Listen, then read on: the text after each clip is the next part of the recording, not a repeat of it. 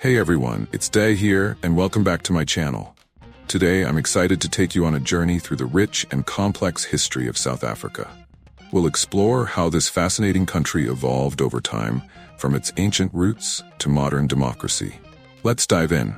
The early peoples of South Africa. In this first step, we go back thousands of years to explore the indigenous groups who first lived in what is now South Africa. These include the San, hunter-gatherers, and the Khoikhoi, pastoralists, sometimes collectively referred to as Khoisan. Who were the San and Khoi? The San, one of the oldest known peoples in the world, were nomadic, living off the land through hunting and gathering. The Khoi, on the other hand, were pastoralists who herded livestock. The San left behind an incredible artistic legacy in the form of rock paintings and engravings, many of which can still be found in South African caves. These artworks depict their daily life, hunting scenes, and spiritual beliefs. The San and Khoi had a deep connection to nature, believing in the balance between humans and the environment. Their traditional practices were rooted in community and survival in a harsh climate. The arrival of European colonizers, which drastically changed the course of South African history. It began in 652 when the Dutch East India Company established a refreshment station at the Cape of Good Hope. Why did the Dutch come to South Africa? The Dutch East India Company needed a halfway station for their ships traveling to and from the East Indies. They established Cape Town, marking the start of European colonization in the region. The arrival of the Dutch disrupted the lives of the San and Khoi. There were conflicts over land and resources, and European settlers brought diseases that devastated the local population. European settlers brought slaves from other parts of Africa and Asia to work on their farms, laying the groundwork for racial inequality that would shape South Africa's future. The British takeover and the Anglo-Boer Wars. Fast forward to the late 1700s, when the British seized control of the Cape Colony. This step covers the increasing tensions between the British and the Boers, Dutch settlers, leading to the Anglo-Boer Wars. The British saw the Cape as a strategic location for controlling the sea route to India. They took control in 1795 and again in 1806 after a brief Dutch restoration. Boer resistance. The Dutch settlers, now called Boers, resented British rule, particularly the British abolition of slavery in 1834, which hurt their farming economy. Many Boers embarked on the Great Trek into the interior, forming independent republics like the Orange Free State and Transvaal. Anglo-Boer Wars, 1880 to 1881, 1899 to 1902. These were two wars fought between the British Empire and Boer republics. The wars were largely over control of the gold and diamond resources in Boer territory. The Second War saw brutal tactics like British-run concentration camps where many Boer women and children died.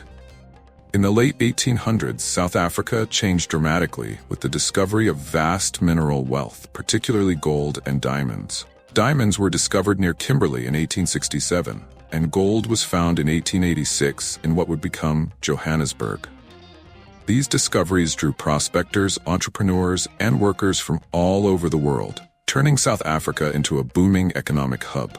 However, this also deepened divisions between the races, as black South Africans were forced into low-paying, dangerous jobs in the mines. The British became even more determined to control South Africa's wealth, leading to more conflicts with the Boers, as well as exploitation of the indigenous population, which legally enforced racial segregation and discrimination.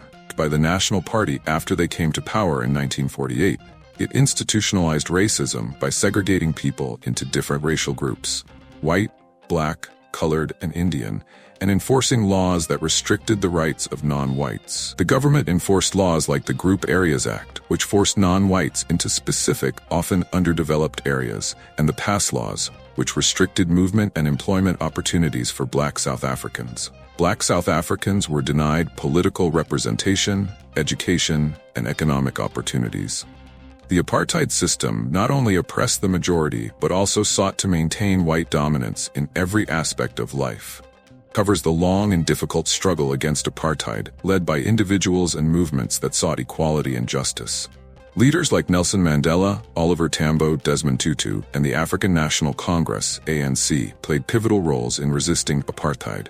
Resistance took many forms, including nonviolent protests, international sanctions, strikes, and armed resistance, e.g., the Soweto Uprising of 1976 and the formation of the ANC's armed wing, Umkhonto we Sizwe.